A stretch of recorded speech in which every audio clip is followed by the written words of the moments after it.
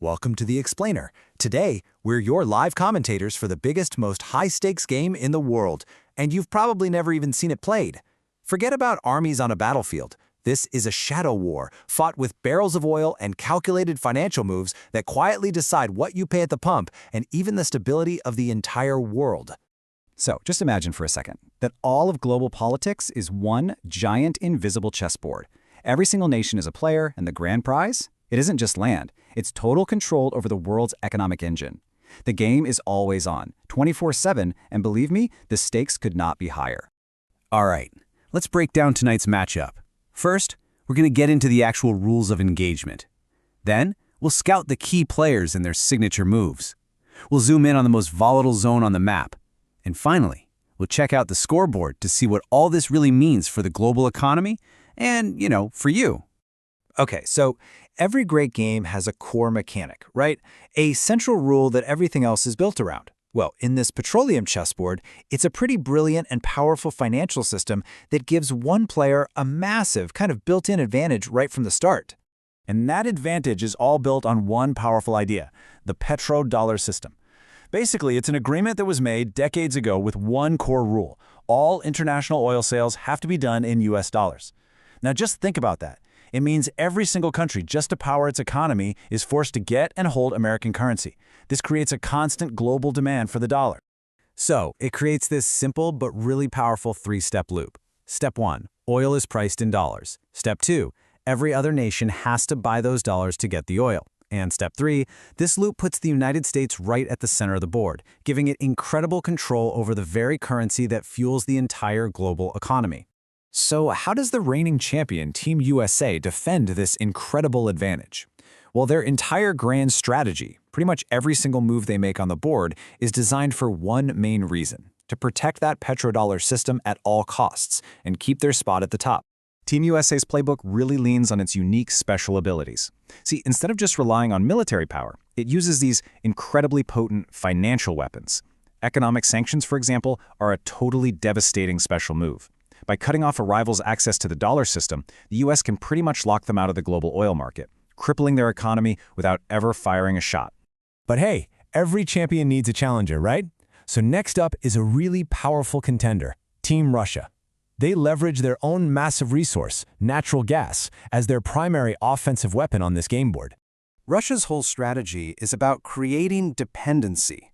By basically becoming Europe's main gas station, it gets a ton of political leverage. You see, every pipeline, like the famous Nord Stream, isn't just a piece of infrastructure. It's a strategic move on the game board, specifically designed to pressure opponents and to chip away at America's dominance. Now, let's turn our attention to the most volatile, the most contested, and honestly, the most critical area on the entire game board, the Middle East. This is the world's oil heart, and it's where most of the high-stakes action really happens.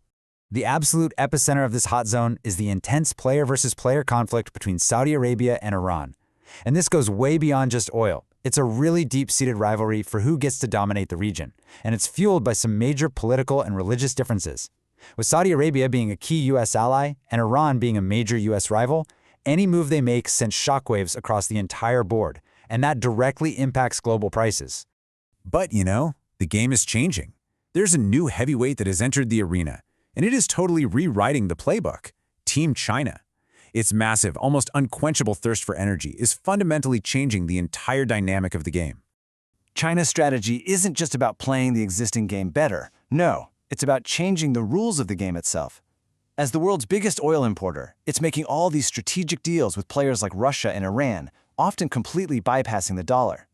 But its ultimate power play, the big one, is the petro-yuan, an attempt to build a whole parallel system where oil is traded in China's own currency.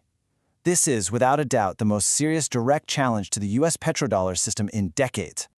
So, how do all these strategic moves, all these gambits, and these power plays actually affect the score? Let's take a look at the game events, the real-world things that cause those wild swings in the price you end up paying for fuel. Yeah, oil prices are not random at all. They are the direct results of these strategic plays unfolding on the board. An OPEC decision to cut supply, rising tensions in the Middle East, or the US hitting a rival with new sanctions. Every single one of those moves triggers a ripple effect that directly impacts the price you see at the pump. But here's the thing. When we step back to look at the final scoreboard, a really fascinating truth comes out. Unlike a normal game, there isn't a true winner here. It's more like a permanent state of, well, unstable balance. Power is constantly shifting, alliances change all the time, and the player on top is always defending their position from a new challenger. And if we look ahead, this game is about to get even more complicated.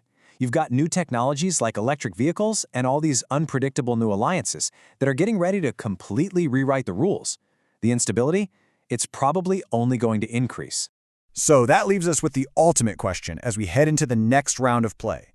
With the board constantly changing and the very rules of the game being challenged, which player do you think is best positioned to dominate the future of the petroleum chessboard? Who are you betting on?